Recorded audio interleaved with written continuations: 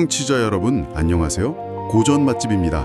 오늘 저희가 함께 맛볼 이야기는요, 아마 세상에서 가장 유명한 크리스마스 이야기가 아닐까 싶은데요. 네, 맞습니다. 바로 1843년에 출판된 찰스 디킨스의 크리스마스 캐럴입니다. 그렇죠. 근데 이 이야기가 그냥 뭐 인색한 구두쇠 할아버지가 하룻밤 만에 착한 사람으로 변하는 그런 단순한 동화는 아니잖아요. 아, 그런 이야기가 아닌가요? 네, 이건 사실 작가 찰스 디킨스가 당시 영국 사회의 심장부를 향해 던진 굉장히 뜨겁고 날카로운 외침에 가까운 이야기죠. 1840년대 영국 런던이라 한번 상상해 볼까요?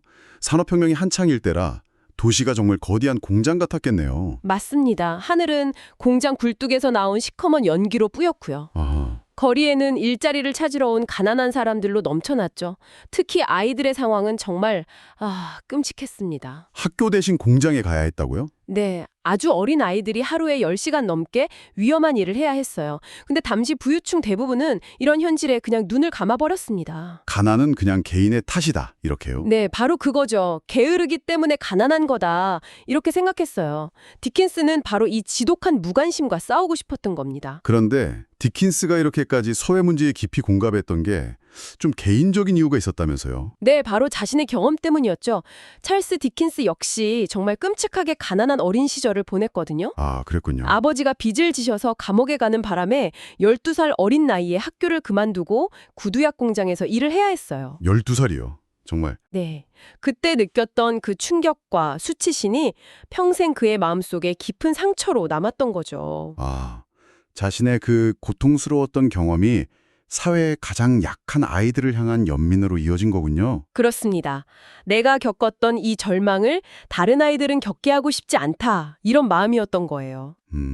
그래서 딱딱한 비판글이나 정치적인 연설 대신에 모든 사람의 마음을 움직일 수 있는 이야기를 쓰기로 결심한 거죠. 그래서 이 크리스마스 캐럴이 나오게 된 거군요. 네.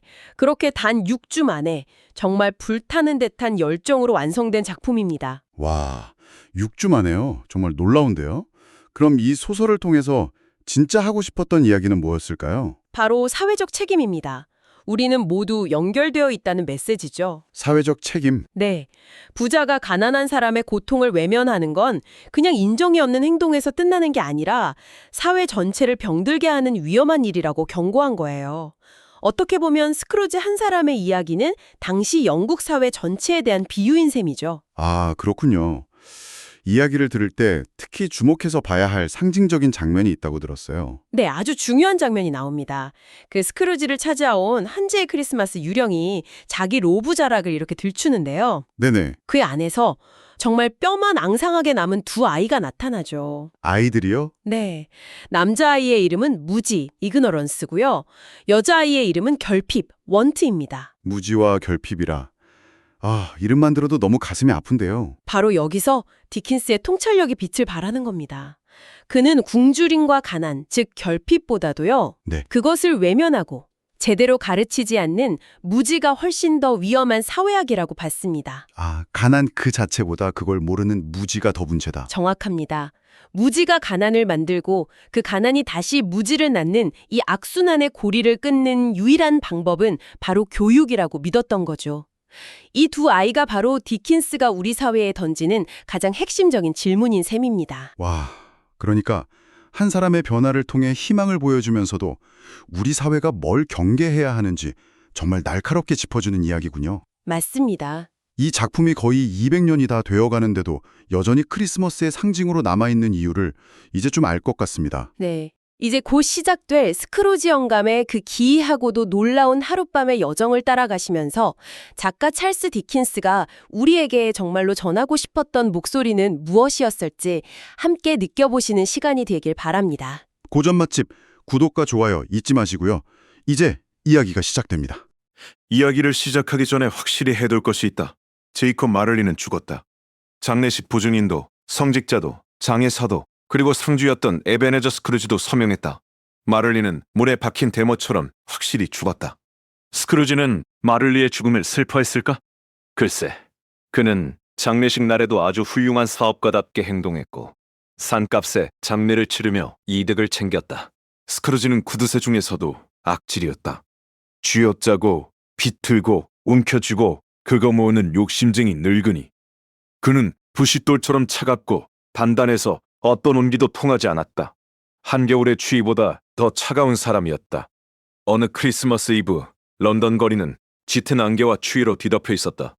스크루지의 사무실 문은 열려 있었고 안쪽 구석진 방에서는 서기 밥 크레치시 추위에 떨며 편지를 베껴 쓰고 있었다. 스크루지의 방에는 쥐꼬리만한 불이라도 있었지만 서기의 방에 있는 난로는 석탄 한 덩이만 겨우 타고 있었다. 서기가 석탄을 더 넣으려고 하면 스크루지가 해고하겠다고 이른장을 놓았기 때문이다. 그때 사무실 문이 벌컥 열리며 활기찬 목소리가 울려 퍼졌다. 삼촌, 메리 크리스마스. 신의 가호가 있기를. 스크루지의 조카 프레드였다. 추위를 뚫고 걸어온 덕에 그의 얼굴은 발그레하게 상기돼 있었고 눈빛은 반짝였다. 흥! 헛소리! 크리스마스가 헛소리라니요, 삼촌? 진심은 아니시죠? 진심이다. 네가 기뻐할 이유가 뭐가 있냐? 땡전 한 푼 없는 주제에. 그러면 삼촌은 왜 우울해하세요? 돈도 썩어날 만큼 많으시면서? 흥! 헛소리! 메리 크리스마스라고?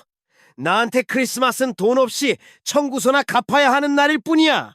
나이를 한 살 더 먹어도 재산은 한 푼도 늘지 않는 끔찍한 날이지. 메리 크리스마스라고 떠드는 놈들은 다 자기네들이 먹을 푸딩이랑 같이 끓여버려야 해. 삼촌, 너무하세요. 저는 크리스마스가 친절하고 용서하고 자비를 베푸는 즐거운 날이라고 생각해요. 1년 중 유일하게 사람들이 다친 마음을 열고 서로를 챙기는 날이잖아요. 그래서 비록 제 주머니에 금 한 조각 안 들어와도 크리스마스는 저에게 유익한 날이라고 믿어요. 구석방에 있던 서기 밥 크레치시 자신도 모르게 박수를 쳤다. 거기서 소리 한 번만 더 내면 자네의 크리스마스는 실직으로 끝날 줄 알아. 스크루지는 조카의 저녁 초대도 단칼에 거절하고 그를 쫓아냈다. 조카가 나가자마자 뚱뚱한 신사 2명이 기부금을 거들어들었다. 스크루지는 마를리 상사 맞습니까? 가난하고 고통받는 이웃들을 위해 기금을 모으고 있습니다. 크리스마스에는 특히 도움이 절실하니까요. 얼마를 적어드릴까요? 한 푼도 내지 않겠소. 익명을 원하십니까? 나는 내가 혼자 있기를 원하오. 나는 감옥이나 구비원 운영비를 세금으로 내고 있어. 가난한 사람들은 거기로 가면 되지 않소? 거기엔 자리가 부족하거나 죽는 게 낫다고 생각하는 사람들도 많습니다. 죽는 게 낫다면 얼른 죽어서 남아도는 인구를 줄이는 게 낫겠군. 내 알 바 아니오. 잘 가시오. 스크루지는 사선 사업가들도 쫓아냈다.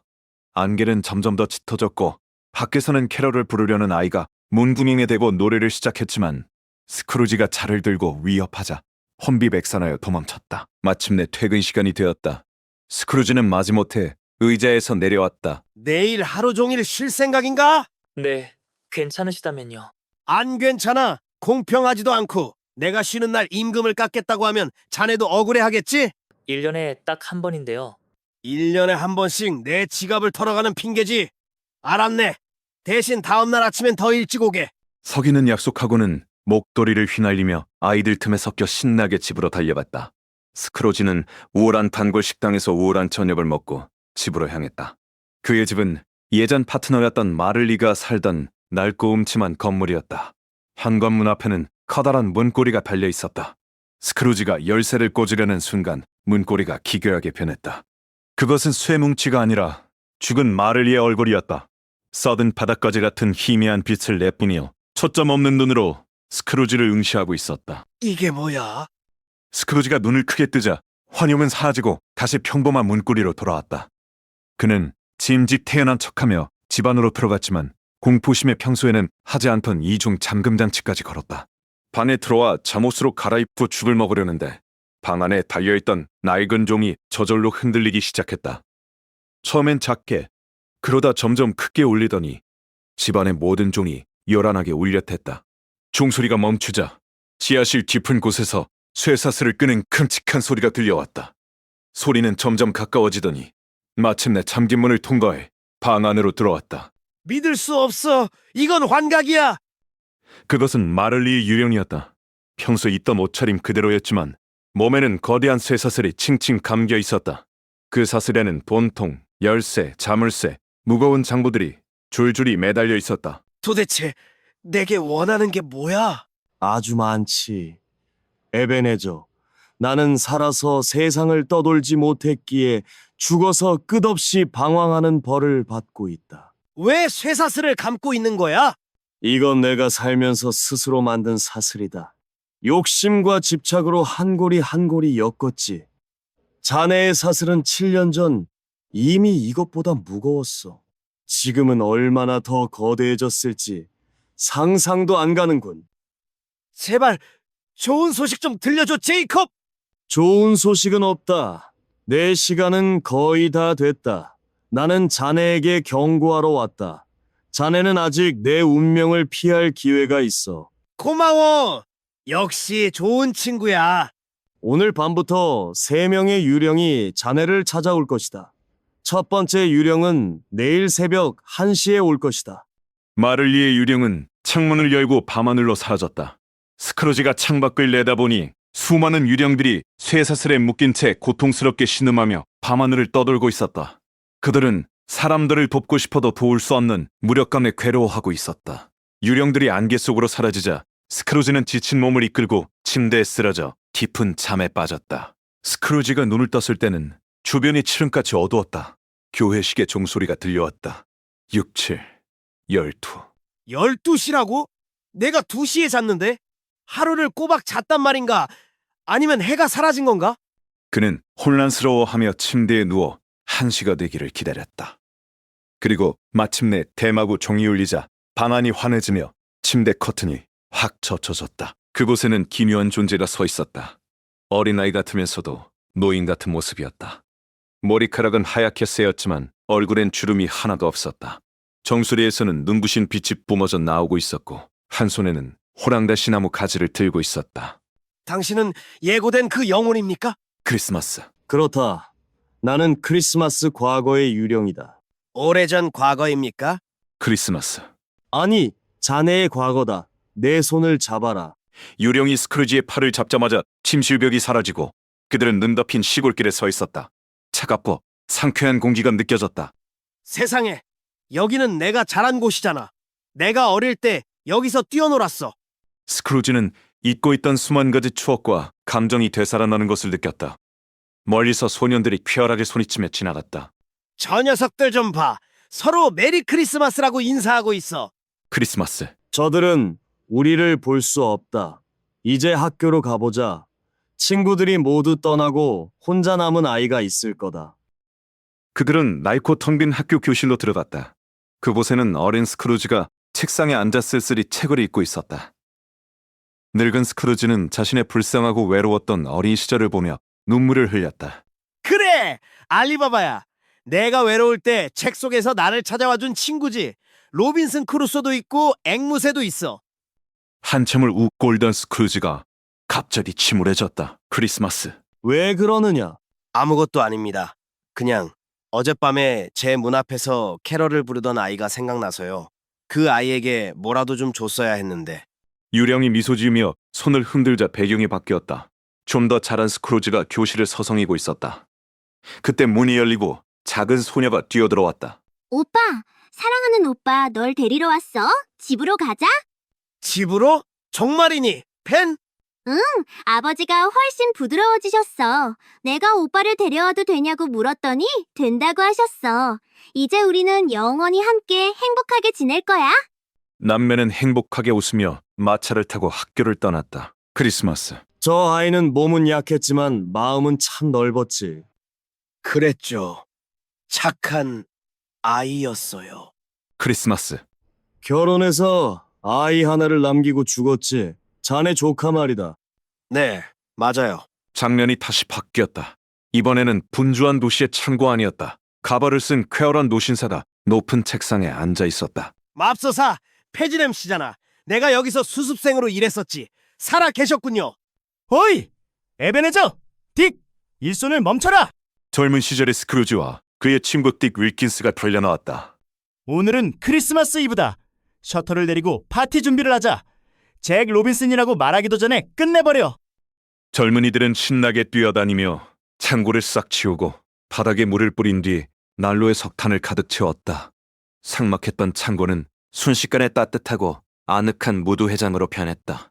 음악사가 들어와 바이올린을 켜기 시작했고 폐지익 부인과 셋 딸, 직원들, 이웃 사람들, 하녀와 빵집 청년까지 모두가 몰려들었다.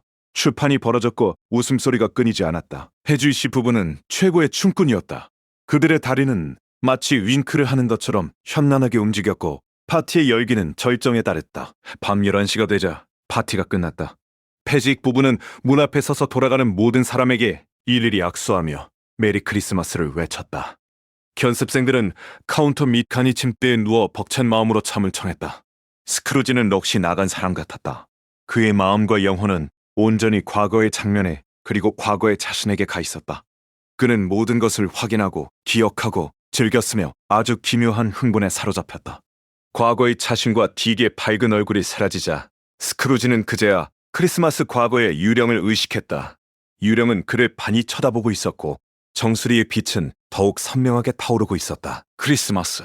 겨우 이 정도의 사소한 일로 저 어리석은 직원들이 저렇게 고마워하다니. 사소하다니요. 유령은 두 수습사원이 폐지희 씨를 칭송하며 나누는 대화를 들어보라는 듯 손짓했다. 크리스마스. 왜 그러느냐? 페지넬이 쓴 돈은 고작 몇 파운드, 지금 돈으로 치면 몇만 원 정도 아니냐? 그 정도 푼 돈으로 저런 찬사를 받을 자격이 있느냐? 그런 게 아닙니다. 폐지님 주인님은 우리를 행복하게도 불행하게도 만들 수 있었어요. 우리의 일을 즐겁게도 고되게도 만들 수 있었죠. 그분의 힘은 말 한마디 눈빛 하나에 담겨 있어서 돈으로 계산할 수 없는 겁니다. 그분이 주신 행복은 거금을 들인 것만큼이나 값진 거라고요. 스크루지는 유령의 시선을 느끼고 멈칫했다. 크리스마스. 왜 그러느냐? 아무것도 아닙니다. 크리스마스. 무언가 있는 것 같은데. 아닙니다. 다만 지금 제 서기에게 한두 마디 해주고 싶어서요. 그게 다입니다. 그 순간 과거의 스크루지가 등불을 껐고 스크루지와 유령은 다시 야외에 서 있었다. 크리스마스. 내 시간이 얼마 남지 않았다. 서둘러라. 유령의 말에 장면이 바뀌었다. 스크루지는 다시 자신의 과거 모습을 보았다. 이제 그는 더 나이가 들어 인생의 황금기에 접어든 남자였다. 얼굴에는 탐욕과 근심의 그림자가 드리워져 있었고 눈빛에는 안달복달하는 욕심이 가득했다. 그는 혼자가 아니었다. 상복을 입은 아름다운 여인과 함께 앉아 있었는데 여인의 눈에는 눈물이 고여 있었다. 중요하지 않아요. 당신에게 저는 아주 사소한 존재니까요. 무슨 우상이 당신을 밀어냈다는 거요? 황금이라는 우상이죠. 세상은 참 불공평하오.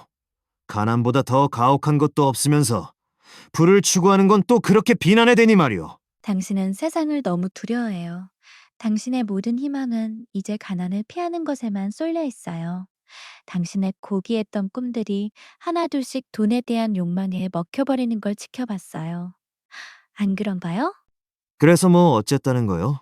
내가 좀 더 영리해졌을진 몰라도 당신을 향한 마음은 변하지 않았소. 그애는 고개를 가로저었다. 내가 변했소?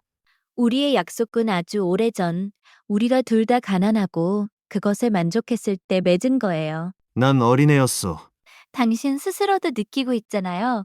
우리가 마음이 하나였을 때 행복을 약속했던 그 말들이 이제는 서로에게 고통일 뿐이에요. 저는 당신을 놓아주겠어요. 내가 놓아달라고 한 적 있어? 말로 한 적은 없죠. 절대. 그럼 무엇으로? 변해버린 성격, 달라진 태도, 그리고 돈을 인생의 최종 목표로 삼은 그 모습으로요. 과거의 스크루지는 반박하려 했지만 말문이 막혔다. 당신은 내가 안 그럴 거라고 생각하는군. 저도 다르게 생각하고 싶어요. 하지만 만약 당신이 지금 자유로운 몸이라면 지참금 한 푼 없는 저를 선택할까요? 모든 걸 이득으로만 따지는 당신이? 베일은 고개를 돌리며 마지막 말을 남겼다. 당신은 잠깐 아파할지도 몰라요. 하지만 아주 짧은 시간일 뿐, 곧 저를 기억에서 지우고 기뻐하겠죠? 부디 당신이 선택한 삶에서 행복하세요. 베일은 그를 떠났고 두 사람은 그렇게 헤어졌다. 유령이요. 더 이상 보여주지 마. 집에 보내줘. 왜 나를 고문하는 거야? 크리스마스. 그림자 하나가 더 남았다. 안 돼. 더는 보고 싶지 않아. 하지만 유령은 스크루지를 붙잡고 억지로 다음 장면을 보게 했다.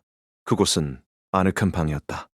난로가 있는 벨과 꼭 닮은 이제는 중년의 부인이 된 벨이 딸과 함께 앉아 있었다. 방 안은 아이들의 웃음소리로 시끌벅적했다. 아이들은 마치 40년처럼 소란을 피웠지만 벨과 딸은 그저 즐겁게 웃고 있었다. 그때 문 두드리는 소리가 들리더니 크리스마스 장난감과 선물을 잔뜩 든 아버지가 들어왔다. 벨의 남편이었다. 아이들이 환호성을 지르며 아빠에게 달려들어 주머니를 뒤지고 목을 끌어안고 난리가 났다. 스크루지는 그 행복한 광경을 멍하니 바라보았다. 저렇게 예쁜 딸이, 저렇게 듬직한 가장이 자신의 것이 될 수도 있었다는 생각에 시야가 흐려졌다. 벨, 오늘 오후에 당신 옛 친구를 봤어. 누구요? 맞춰봐. 설마 스크루지 씨. 맞아, 스크루지 씨였어. 사무실 창문이 열려 있어서 안을 들여다봤지. 유령이여, 제발 나를 여기서 데리고 나가줘. 크리스마스. 이건 과거의 그림자일 뿐이다. 나를 원망하지 마라. 내보내줘. 견딜 수가 없어. 스크루지는 유령에게 달려들어 모자처럼 생긴 불 끄는 도구를 유령의 머리 위로 꾹 눌러 씌웠다. 유령은 덮개 아래로 사라졌지만 그 틈새로 새어나오는 빛은 막을 수 없었다. 스크루지는 극심한 피로를 느끼며 비틀거렸고 어느새 자신의 침실에 돌아와 있었다. 그는 침대에 쓰러지듯 누워 깊은 잠에 빠져들었다. 얼마나 잤을까? 코를 골며 자던 스크루지는 다시 잠에서 깬다. 시계는 다시 1시를 가리키고 있었다. 그는 두 번째 유령이 나타날 것을 직감하고 침대 커튼을 젖히며 주위를 살폈다. 하지만 아무리 기다려도 유령은 나타나지 않았다. 대신 붉은 빛이 문틈으로 새어 들어오고 있었다. 스크루지는 슬리퍼를 끌며 조심스럽게 문으로 다가갔다. 스크루지가 문고리를 잡는 순간 낯선 목소리가 그를 불렀다. 크리스마스. 들어오게! 어서 들어와! 스크루지는 방 안으로 들어갔다. 그곳은 분명 자신의 방이었지만 완전히 딴판으로 변해 있었다. 벽과 천장은 푸른 잎사귀들로 뒤덮여 숲속 같았고 호랑가시 나무와 겨우살이 열매가 보석처럼 반짝였다. 바닥에는 칠면조, 거위, 고기요리, 소시지, 파이, 푸딩, 굴, 밤, 사과, 오렌지 등 맛있는 음식이 산더미처럼 쌓여 있었다. 그리고 그 음식 더미 위에 유쾌해 보이는 거인이 횃불을 들고 앉아 있었다. 크리스마스. 들어와서 나를 좀 더 자세히 보게. 나는 크리스마스 현재의 유령이다. 나를 본 적이 있느냐? 없습니다. 크리스마스. 내 형제들도 본 적이 없느냐? 우리 형제가 1800명이 넘는데 말이다. 그 많은 가족을 먹여 살리려면 힘들겠군요.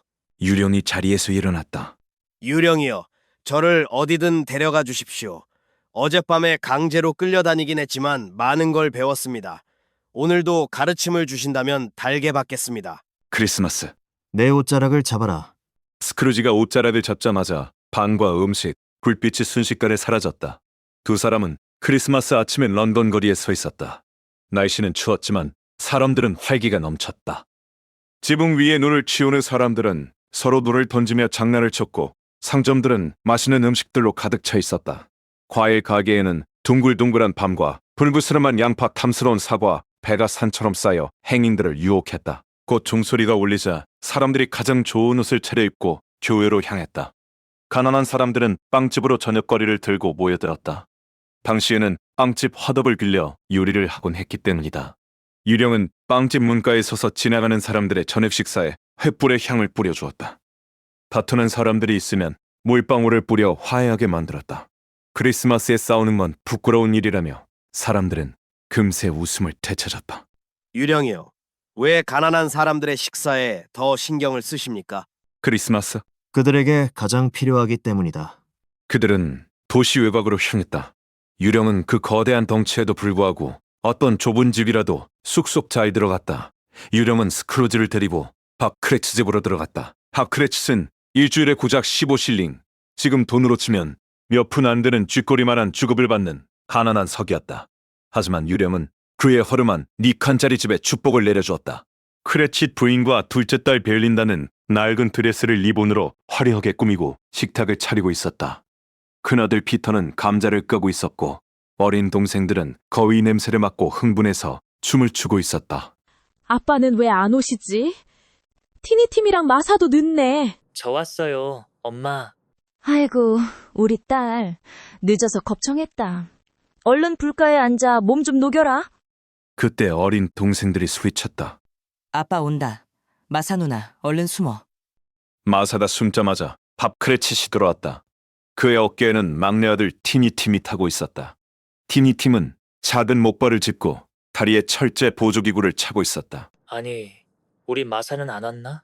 일이 많아서 못 온대요. 크리스마스인데 못 온다고? 밥에 실망한 표정을 본 마사는 더 이상 숨어있지 못하고 뛰쳐나와 아빠에게 안겼다. 아이들은 티니팀을 데리고 냄비에서 끓고 있는 푸딩 소리를 들으러 갔다. 티니 팀은 어땠어요? 얼마나 착했는지 몰라요. 오는 길에 저한테 그러더군요. 교회 사람들이 자기를 보고 안진뱅이를 걷게 하고 장님을 보게 한 예수님을 떠올렸으면 좋겠다고요. 파벨 목소리가 가늘게 떨렸다. 잠시 후 티니팀이 돌아왔고 드디어 기다리던 거위 요리가 식탁에 올랐다.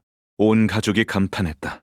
비록 크지 않은 거위였지만 이 가족에게는 세상에서 가장 훌륭한 요리였다. 모두가 배불리 먹었고 마지막으로 크레칫 부인이 자랑스럽게 푸딩을 들고 들어왔다. 여보, 당신이 만든 푸딩 중에 최고야. 저녁 식사가 끝나고 가족들은 난로가에 불러앉았다. 밥은 따뜻한 술을 잔에 따르고 건배를 제의했다. 우리 모두에게 즐거운 크리스마스가 되기를 신이여 축복하소서. 신이시여, 밥은 티니팀의 앙상한 손을 꼭 잡았다. 스크루지는 그 모습을 보고 가슴이 아팠다. 유령이요, 티니팀이 살 수 있겠습니까? 크리스마스. 빈 의자와 주인 없는 목발이 보이는구나. 미래가 바뀌지 않는다면 저 아이는 죽을 것이다. 안 됩니다. 제발 살려주세요. 크리스마스. 저 아이가 죽어 인구 과잉을 줄이는 게 낫다고 하지 않았느냐? 스크루지는 자신이 했던 말이 그대로 되돌아오자 고개를 떨구었다. 이 잔을 우리에게 이 음식을 먹게 해준 스크루지 씨에게 바칩니다. 그 양반이 여기 있으면 내 뱃속에 있는 욕을 한 바가지 퍼부어질 텐데. 그 그두새 영감 때문에 우리가 얼마나 고생하는데. 여보, 오늘은 크리스마스잖아. 당신이랑 크리스마스를 위해서 마신다. 그 양반 참으로 행복하게 잘 살겠네.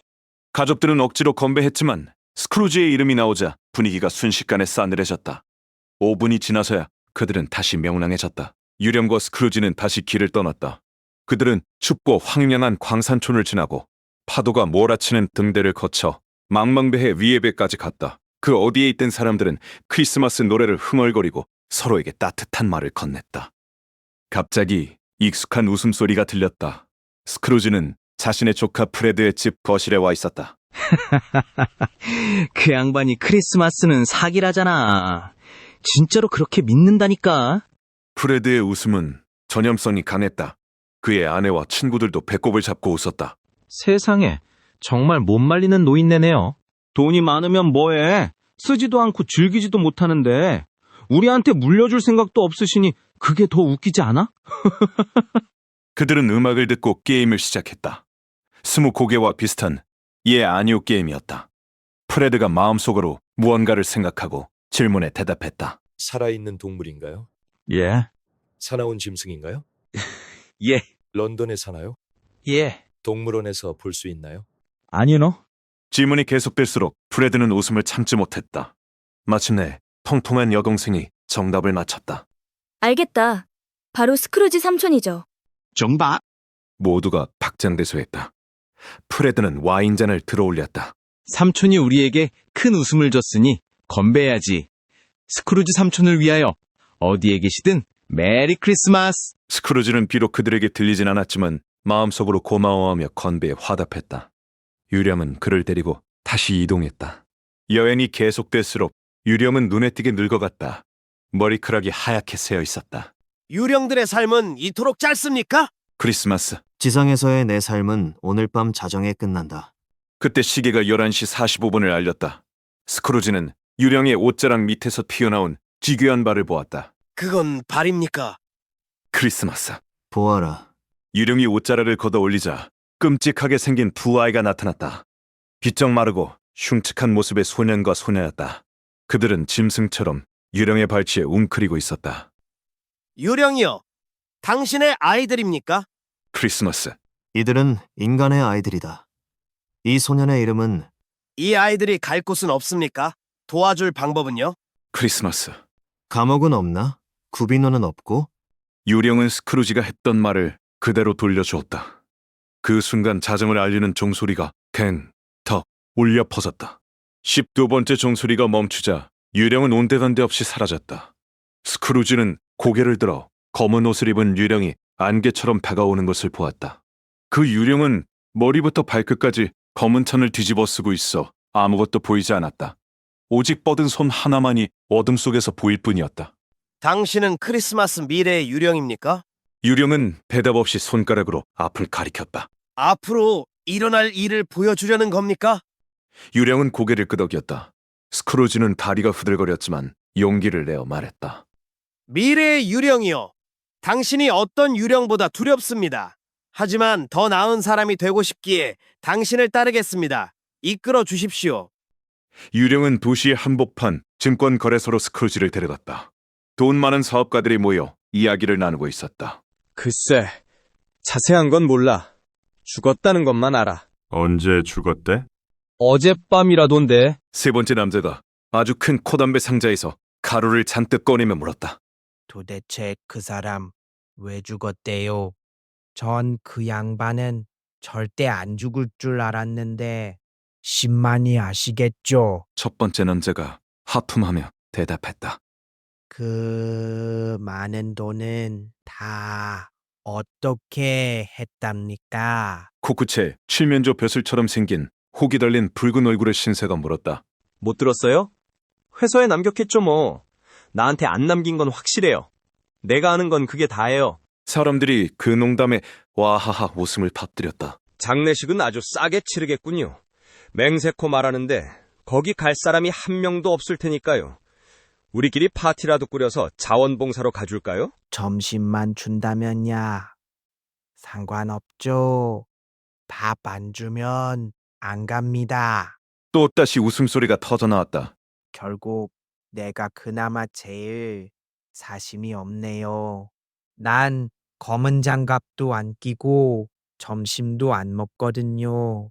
하지만 다른 사람이 간다면 나도 가주죠. 생각해보면 내가 그 사람의 절친이었을지도 몰라요. 만날 때마다 인사는 하고 지냈으니까요. 그럼 안녕히. 스크루지는 이 사람들을 알고 있었다. 그는 설명을 듣기 위해 영원을 쳐다보았다. 유령은 거리로 미끄러져 들어가 두 사람이 만나는 곳을 가리켰다. 스크루지는 이 사람들도 잘 알고 있었다. 그들은 돈 많고 대단한 사업가들이었다. 스크루지는 평소 그들에게 잘 보이려고 노력해왔었다. 잘 지냈나? 잘 지냈네. 결국 올드 스크래치가 갔더구만. 응? 올드 스크래치는 악마라는 뜻이자 스크루지를 비꼬는 별명이었다. 그렇다더군. 날이 춥지.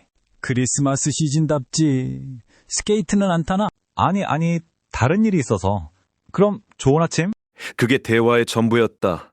스크루지는 유령이 왜 이런 사소한 대화를 중요하게 여기는지 처음에는 이해할 수 없었다. 하지만 곧 그 속에 숨겨진 뜻이 있을 거라 확신했다. 그는 자기 자신의 미래 모습을 찾으려 주위를 둘러보았다.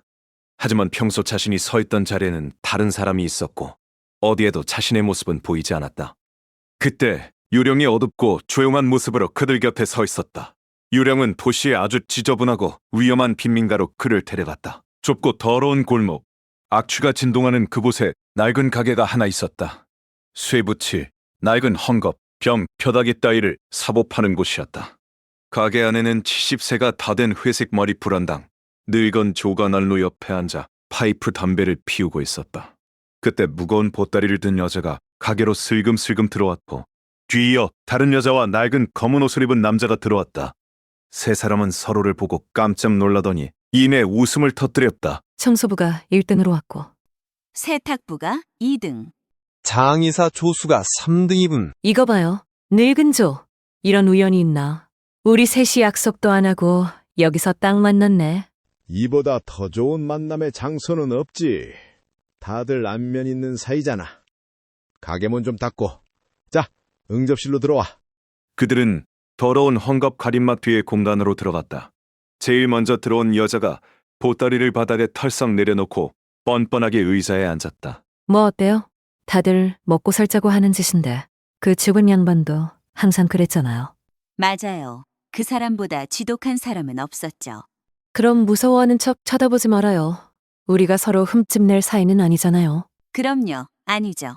죽은 사람이 이런 물건 몇 개 없어진다고 억울해하겠어요? 절대 아니죠. 그 구두쇠 영감이 살아서 좀 착하게 굴었으면 죽을 때 곁에 사람이라도 있었을 거 아니에요?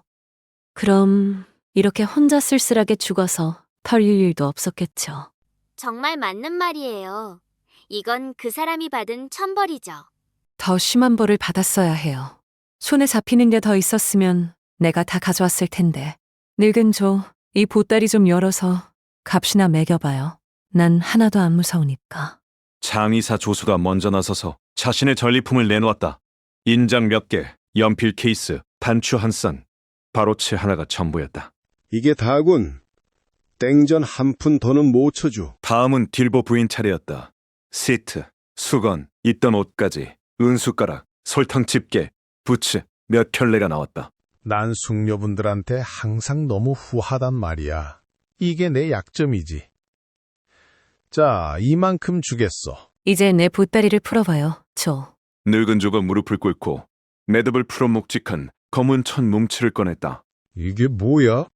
침대 커튼 아니야? 맞아요. 침대 커튼.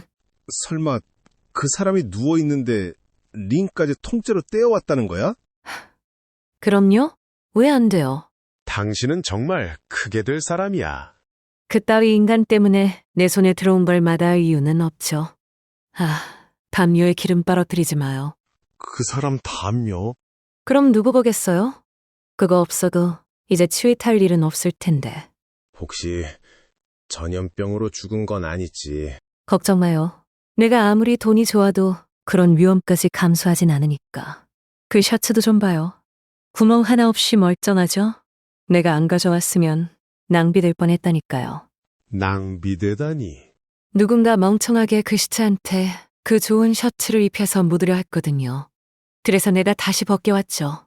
관 속에는 싸구려 천이면 충분해요. 영혼이요. 알겠습니다. 이 불행한 사람의 최후가 바로 제 미래일 수도 있군요. 제 인생도 지금 저쪽으로 가고 있으니까요. 맙소사, 저건 또 뭡니까? 스크루지는 공포에 질려 뒤로 물러섰다. 장면이 바뀌어 그는 이제 커튼 없는 침대 옆에 서 있었다. 그 위에는 누더기 시트로 덮인 무언가가 놓여 있었다. 방은 아주 어두웠지만 침대 위에는 약탈당하고 버려져 아무도 돌보지 않는 그 남자의 시신이 있었다. 스크루지는 유령을 쳐다보았다. 유령의 손은 시체의 머리 쪽을 가리키고 있었다. 시트만 살짝 들추면 얼굴을 볼 수 있었지만 스크루지는 차마 그럴 용기가 나지 않았다. 아무도, 정말 아무도 그가 친절했다거나 그립다고 말해주는 사람이 없었다. 오직 쥐들이 가짝거리는 소리만 들릴 뿐이었다.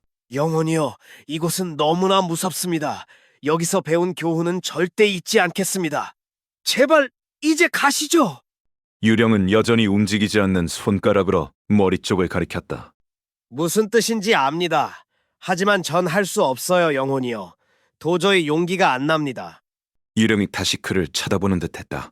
이 마을에 이 사람의 죽음 때문에 감정을 느끼는 사람이 단 한 명이라도 있다면 제발 그 사람을 보여주십시오. 유령이 검은 옷자락을 펼치자 장면이 바뀌었다. 대낮의 어느 방, 아이들과 함께 있는 어머니가 보였다. 그녀는 누군가를 애타게 기다리고 있었다. 마침내 남편이 돌아왔다. 절밉지만 고생에 찌든 얼굴이었다. 소식이 좋은가요, 나쁜가요? 나 또 우리 완전히 망한 건가요? 아니, 아직 희망은 있어, 캐롤라인. 그 사람이 마음을 돌렸나요? 그렇다면 정말 기적인데. 그 사람은 마음을 돌릴 수 없어. 죽었거든. 그녀는 순하고 착한 성품이었지만 그 소식을 듣자마자 영혼 깊은 곳에서 우러나오는 감사를 표했다. 하느님 감사합니다. 그녀는 곧바로 죄책감을 느끼고 용서를 구했지만 그것은 진심 어린 안도감이었다. 빚은 다른 사람에게 넘어가겠지만 그 전까지 돈을 마련할 시간이 생겼어. 적어도 그 사람처럼 무자비한 채권자는 아닐 거야. 오늘 밤은 편히 잘 수 있겠어, 캐롤라인. 죽음과 관련된 부드러운 감정을 보여달라고 했더니 기쁨이라니요. 영혼이요. 제발 죽음과 관련된 슬픔이나 다정함을 보여주십시오. 유령은 그를 익숙한 거리로 데려갔다. 그들은 가난한 밥 크레친의 집으로 들어갔다. 집안은 너무나 조용했다. 시끄러웠던 크레칠의 아이들이 조각상처럼 구석에 앉아 있었고 피터는 책을 읽고 있었다. 그리고 그분께서 어린아이 하나를 데려다가 그들 가운데 세우시고 어머니인 크레치 부인이 일감을 탁자 위에 내려놓으며 손으로 얼굴을 가렸다. 색깔 때문에 눈이 아프구나. 그것은 검은색 선복을 짓느라 눈이 피로하다는 뜻이었다. 가여운 티니 팀. 이제 좀 낫네. 촛불 때문에 눈이 약해졌나 봐. 아빠가 오실 때 빨개진 눈을 보이고 싶진 않거든. 오실 시간이 다 됐지? 지났어요. 하지만 엄마, 요즘 아빠가 전보다 조금 천천히 걸으시는 것 같아요. 아빠가 티니팀을 어깨에 태우고는 정말 빨리 걷곤 하셨는데. 저도 알아요. 자주 그러셨죠. 하지만 팀은 정말 가벼웠으니까. 아빠가 팀을 너무 사랑하셔서 전혀 힘들지 않으셨을 거야. 어머, 아빠 오셨다. 그녀가 서둘러 나가 남편을 맞이했다. 목도리를 두른 밥 크레칫이 들어왔다. 아이들이 아빠 무릎에 매달려 빔을 피며 위로했다. 밥은 가족들을 위해 애써 밝은 척했다. 일 다들 잘하고 있었구나. 일요일 전에는 다 끝나겠어. 일요일, 오늘 묘지에 다녀오셨어요, 로버트스? 여보, 당신도 같이 갔으면 좋았을 텐데. 그곳이 얼마나 푸르고 좋은지 봤으면 마음이 놓였을 거야. 일요일마다 거기 가겠다고 팀에게 약속했어. 내 어린 아가. 밥은 결국 울음을 터뜨리고 말았다. 그는 위층 방으로 올라갔다. 그곳에는 아이 옆에 의자가 놓여 있었다. 그는 잠시 마음을 추스르고 아이의 얼굴에 입을 맞췄다. 그는 다시 아래층으로 내려와 가족들에게 스크루지의 조카 프레드 이야기를 꺼냈다. 오늘 길에서 스크루지 씨의 조카분을 만났어. 내 표정이 안 좋아 보였는지 무슨 일이냐고 묻더군. 그래서 사실대로 말했지. 그랬더니 그분이 정말 진심으로 안타까워하며 아내분에게도 위로를 전해주세요 라고 하더구나. 정말 좋은 분이네요. 도움이 필요하면 언제든 찾아오라고 주소를 주셨어. 우리 피터에게 좋은 일자리를 소개해 주실지도 몰라. 에이, 설마요. 하지만 우리 중 누가 헤어지게 되더라도 우리 가여운 티니팀을 잊지는 말자. 알겠지? 절대 안 잊을게요, 아빠. 난 정말 행복하단다. 가족들은 서로를 끌어안았다. 유령이요. 우리에게 남은 시간이 얼마 없다는 게 느껴집니다. 그 침대 위에 죽어있던 남자가 도대체 누구인지 알려주십시오. 미래의 유령은 그를 다시 사업가들이 모인 곳으로 데려갔지만 스크루지의 모습은 어디에도 없었다. 마침내 그들은 쇠창살이 있는 문 앞에 멈췄다. 뮤지였다. 유령은 무덤 하나를 가리켰다. 스크루지는 떨면서 그쪽으로 다가갔다. 그 비석을 확인하기 전에 하나만 대답해 주십시오. 이것은 반드시 일어날 일들의 그림자입니까? 아니면 일어날 수도 있는 일들의 그림자입니까? 유령은 대답 없이 무덤을 가리키기만 했다. 스크루지는 비석에 적힌 이름을 읽었다. 에베네저, 스크루지. 침대에 누워있던 그 남자가 바로 접니까? 아니라고 해주세요. 영혼이요. 유령의 손가락은 비석과 스크루지를 번갈아 가리켰다. 안 돼. 영혼이요. 들어주십시오. 전 예전에 그 사람이 아닙니다. 이 교훈을 얻었는데도 희망이 없단 말입니까? 처음으로 유령의 손이 떨리는 듯했다. 제가 삶을 바꾼다면 이 그림자들도 바뀔 수 있다고 말해 주십시오. 저는 크리스마스를 가슴에 품고 1년 내내 지킬 것입니다. 과거, 현재, 미래 속에서 살겠습니다. 새 유령의 가르침을 잊지 않겠습니다. 제발 이 비석의 이름을 지울 수 있다고 말해 주십시오. 스크루지는 유령의 손을 붙잡고 매달렸다. 유령은 그를 뿌리치려 했지만 스크루지는 필사적이었다. 그러다 유령의 옷이 줄어들며 침대 기둥으로 변해버렸다. 그렇다! 침대 기둥이었다. 자기 자신의 침대였다. 그리고 무엇보다 좋은 건 미래를 바꿀 시간이 그에게 주어졌다는 것이다. 과거, 현재, 미래 속에서 살 거야. 새 유령이 내 안에서 함께 할 거야. 오, 제이콥 마를리, 하늘과 크리스마스에 감사합니다. 그는 너무나 기뻐서 목소리조차 제대로 나오지 않았다. 얼굴은 눈물로 젖어 있었다. 커튼이 그대로 있어. 링도 그대로고. 다 여기 있어. 내가 여기 있어. 미래의 그림자는 바꿀 수 있어. 그럴 수 있다고. 그는 옷을 뒤집어 입고 양말을 엉뚱하게 신으면서도 춤을 추듯 방을 돌아다녔다. 뭘 해야 할지 모르겠어. 난 깃털처럼 가볍고 천사처럼 행복하고 학교 가는 아이처럼 즐거워. 모두 메리 크리스마스. 전 세계의 해피 뉴 이어. 야호. 만세.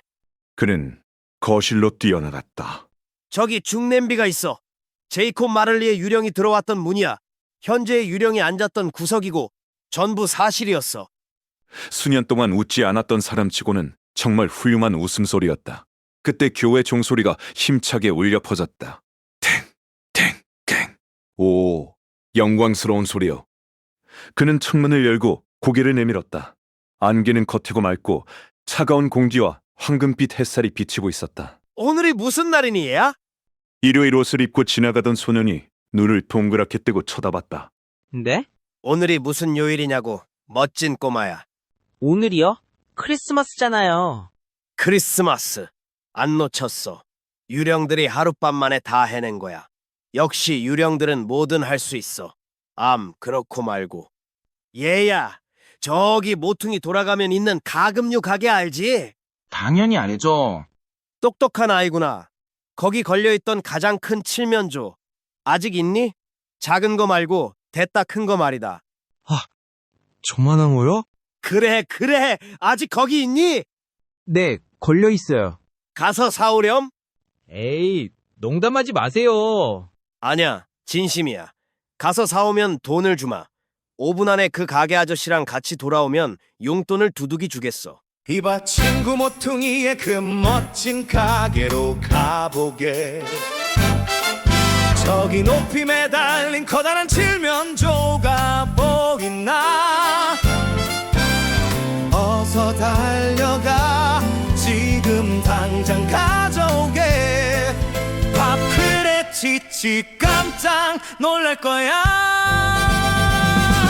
메리 크리스마스. 잠든 마음들아 깨어나라. 스크루지는 변했어. 더 이상 실수는 없어. 모두에게 미소를 기쁨으로 나누며 이 계절의 기쁨이 영혼을 자유롭게 하네.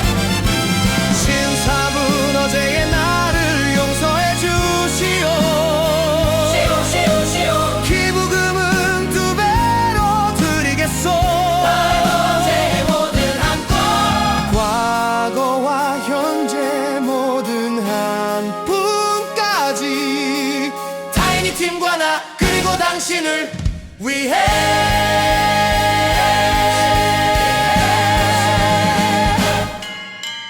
히히, 참으로 놀라운 날이야. 크리스마스의 저기 길을 밝히네.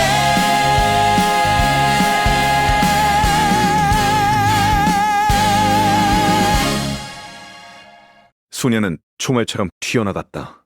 밥 크레친네 집으로 보내야지. 누가 보냈는지는 비밀로 하고 티니팀보다 2배는 큰 칠면조라니 밥이 얼마나 놀랄까.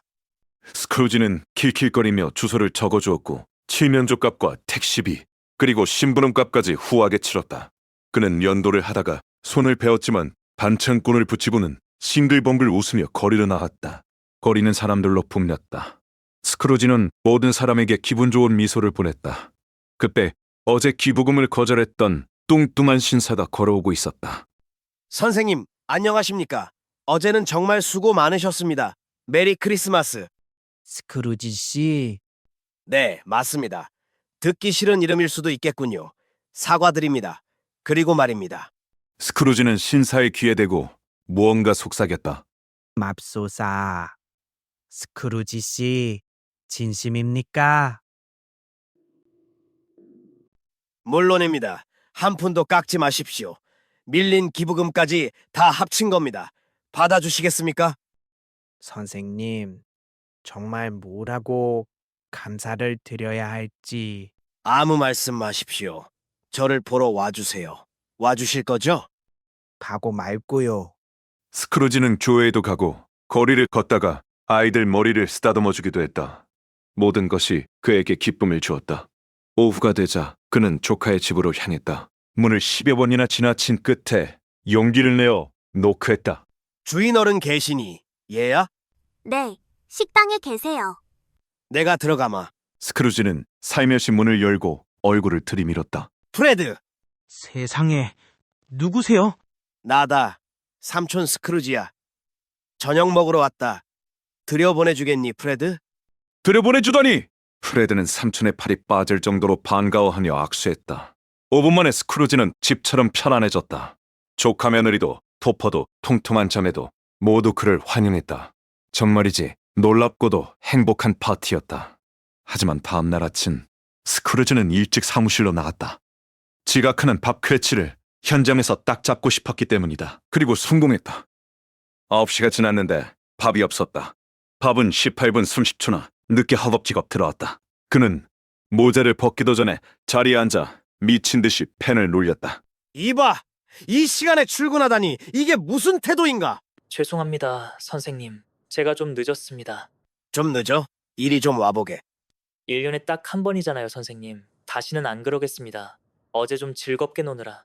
이보게 친구, 난 더 이상 이런 꼴은 못 보겠네. 그러니 스크루지는 의자에서 벌떡 일어나 밥에 가슴을 툭 쳤다. 자네 월급을 올려줘야겠네. 밥은 깜짝 놀라 뒤로 물러섰다. 스크루지가 미친 게 분명하니 사람들을 불러 묶어야 한다고 생각했다. 메리 크리스마스. 밥. 내가 자네 월급을 올려주고 자네 가족을 도와주겠네. 오늘 오후에 따뜻한 술 한잔 하면서 얘기하자고. 밥 크레칫. 당장 가서 난로에 석탄부터 채워 넣게. 스크루지는 약속을 지켰다. 아니, 그보다 훨씬 더 많은 것을 해주었다. 티니 팀은 죽지 않았고 스크루지는 그 아이에게 두 번째 아버지가 되어주었다. 그는 좋은 친구, 좋은 주인, 그리고 좋은 사람이 되었다. 몇몇 사람들은 그의 변화를 보고 비웃었지만 스크루지는 신경 쓰지 않았다. 자신의 마음이 행복으로 가득 찼으니 그것으로 충분했다. 그는 더 이상 유령들과 대화하지 않았지만 크리스마스를 그 누구보다 잘 지키며 살았다. 우리 모두에게, 그리고 티니 팀의 말처럼 신의 축복이 우리 모두에게 함께하기를.